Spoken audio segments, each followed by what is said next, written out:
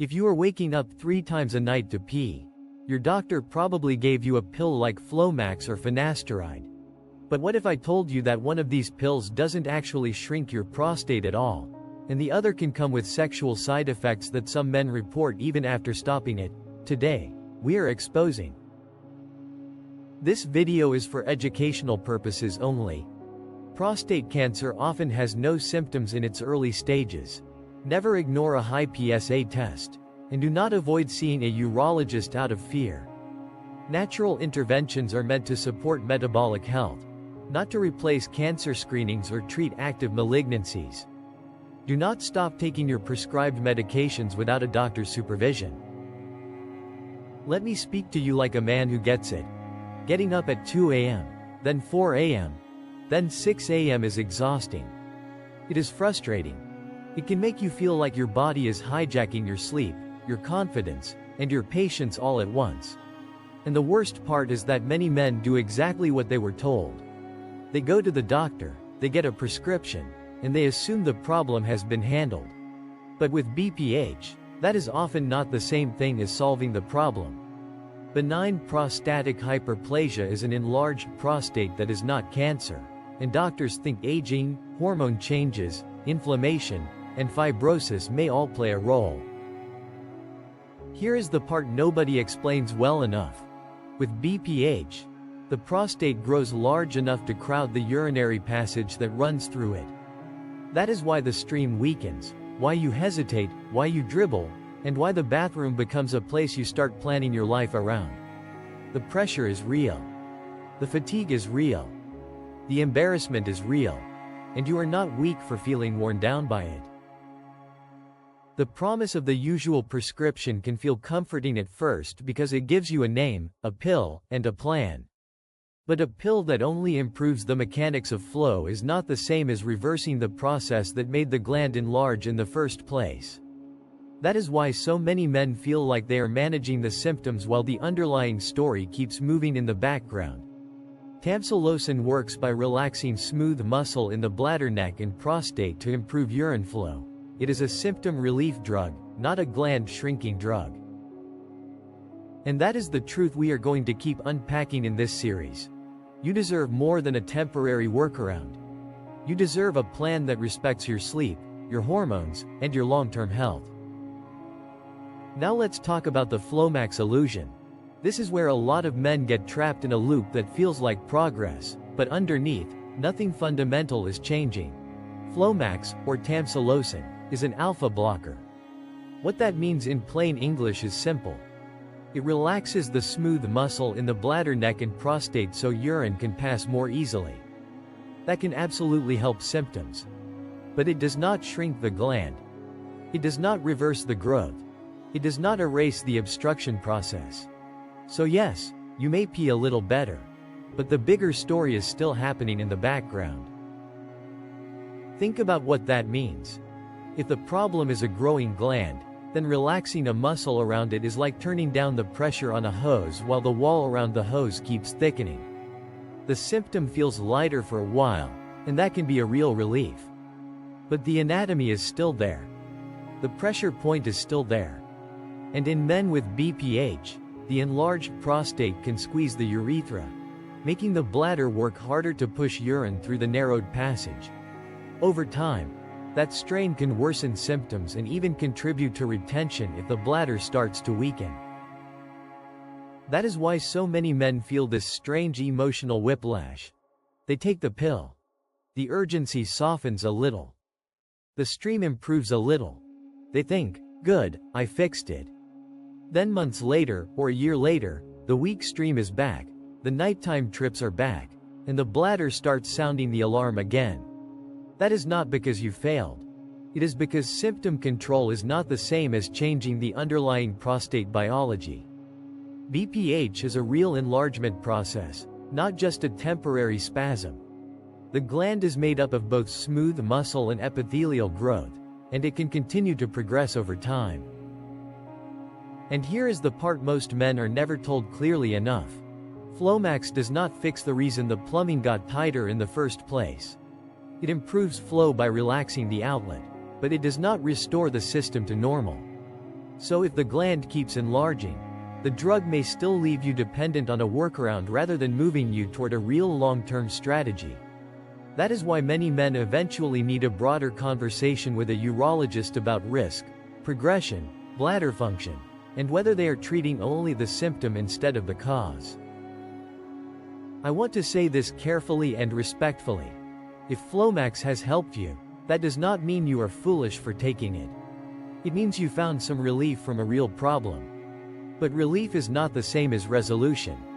And if you are still waking up multiple times a night, straining, hesitating, or feeling like your bladder never fully empties, that is your body telling you the story is not finished.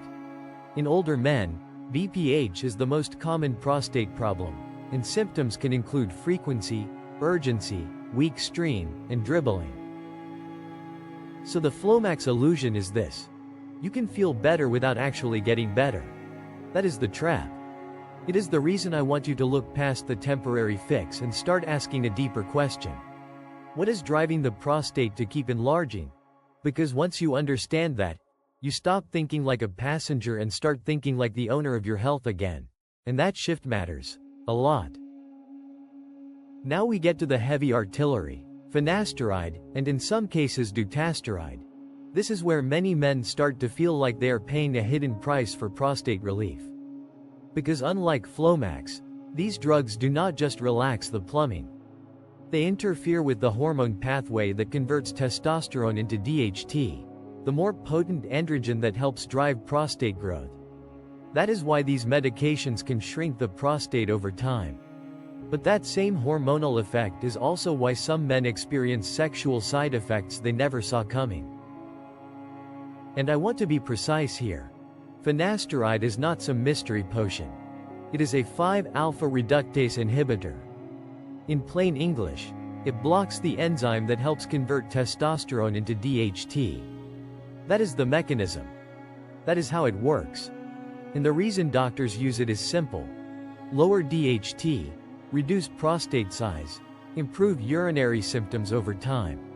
But the price of changing that pathway is that some men report decreased libido, erection problems, and changes in ejaculation. This is where the emotional cost hits hard. A man may take the drug hoping to protect his sleep and his bladder, then realize his sex drive is dropping, erections are weaker, or intimacy starts feeling different. The NHS lists erectile dysfunction and reduced interest in sex as common side effects, and the FDA labeling for finasteride notes sexual dysfunction that continued after discontinuation in some reports. That is why this subject matters so much to men. It is not vanity. It is identity, confidence, and quality of life. Now let us talk about the phrase people use online: Post-Finasteride Syndrome.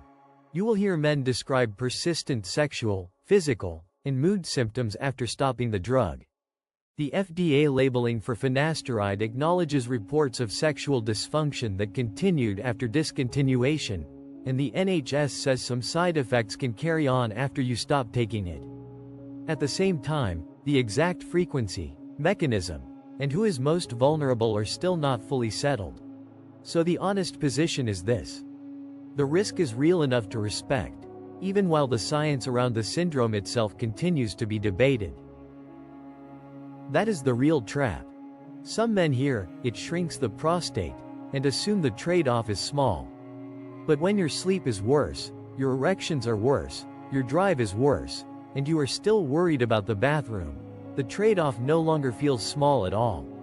What makes this so frustrating is that the drug can be doing its job biologically while the man taking it feels like something essential is being dulled. That is why this conversation has to be honest, not ideological. Finasteride can help BPH, but it can also cause sexual side effects, and those side effects are serious enough that they deserve a real discussion with your doctor. So here is my man-to-man advice. Do not dismiss the medication, but do not romanticize it either. If a prostate drug is helping your urine flow but your libido, erections, or mood have changed, that is information you should take seriously and bring to the clinician who knows your case. And if you are the kind of man who wants a long-term strategy, This is exactly why we need to talk about the root biology behind prostate swelling instead of pretending the story starts and ends with a prescription. You do not need fear. You need a better map. So what is the biological fix? It starts with an honest answer. The exact cause of BPH is still not fully known, but the best evidence points to aging, changing male hormone levels, inflammation, and fibrosis all playing a role. In other words, this is not just a random plumbing issue. It is a tissue growth problem that happens in a whole body environment. And that is why a smarter plan has to look beyond the bladder and into the terrain that is feeding the enlargement process. That means we stop thinking only about symptoms and start thinking about the environment the prostate lives in. BPH is more common with age, and NIDDK notes that people with obesity, type 2 diabetes, cardiovascular disease, chronic kidney disease, erectile dysfunction, and low physical activity are more likely to have it. That does not mean one thing causes another in every man. It means prostate health often sits inside a larger metabolic picture, and the body tends to speak in patterns, not isolated events. And this is where I need to be very clear. Do not skip your PSA screenings, and do not let fear keep you away from a urologist. PSA is used to screen for prostate cancer in men without symptoms, and it is also used to follow up on prostate symptoms such as painful or frequent urination, blood in urine or semen, and pelvic or back pain. BPH and prostate cancer are not the same thing, and symptoms alone cannot tell you which is which. That is why any serious prostate plan must support quality of life and respect cancer screening. Now, what about botanicals? Here is the honest version. Some men want a natural adjunct, and that is understandable.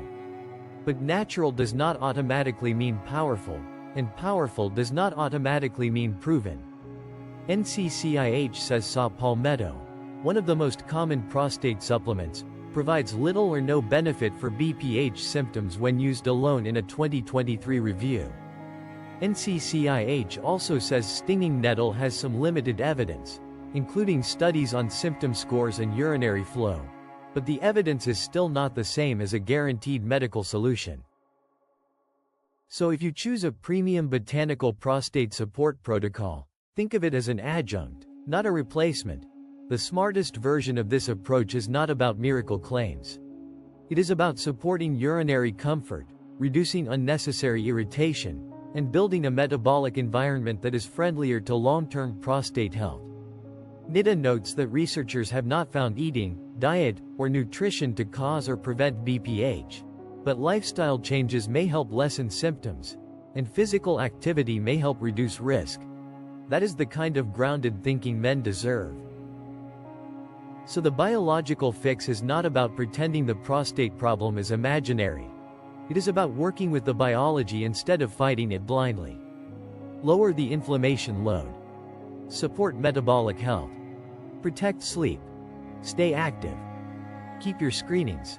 And if you use a botanical protocol, use it with adult expectations. As support, not as a cure, and never as a reason to skip proper medical care. That is how you deflate the problem safely without gambling with your hormones or your future. Let me leave you with the most important truth in this entire masterclass.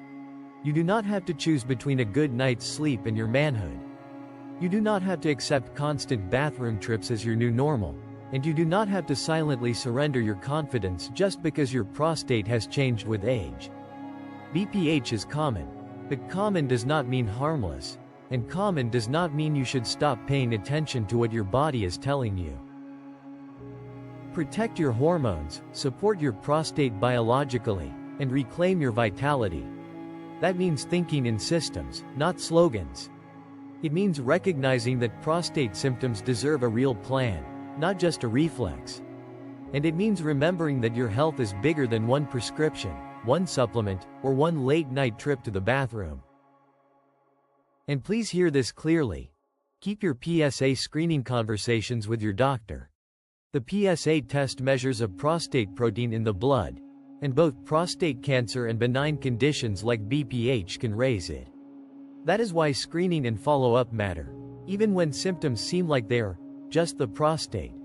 Prostate cancer can be detected early through PSA-based screening, but it does not announce itself with a simple symptom pattern you can trust on your own.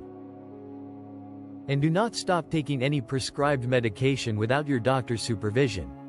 Tamsulosin works by relaxing smooth muscle in the prostate and bladder neck to improve urine flow, while finasteride lowers DHT and can carry sexual side effects, including reports that continued after discontinuation. That is exactly why any medication change should be deliberate, supervised, and personalized to your health history. Check the link in the description for the premium prostate support Botanical blueprint. And remember, any natural support approach should be treated as an adjunct to real medical care, not a substitute for screening, diagnosis, or treatment of active disease. If symptoms are changing, if your stream is getting weaker, or if side effects are affecting your quality of life, that is a conversation to have with a qualified clinician, not something to ignore. This video is for educational purposes only. Prostate cancer can be present without obvious early symptoms, so never ignore PSA testing or avoid a urologist out of fear. Natural support strategies are meant to complement metabolic health, not replace cancer screening or treat active malignancy. And do not stop prescribed medications without a doctor's supervision.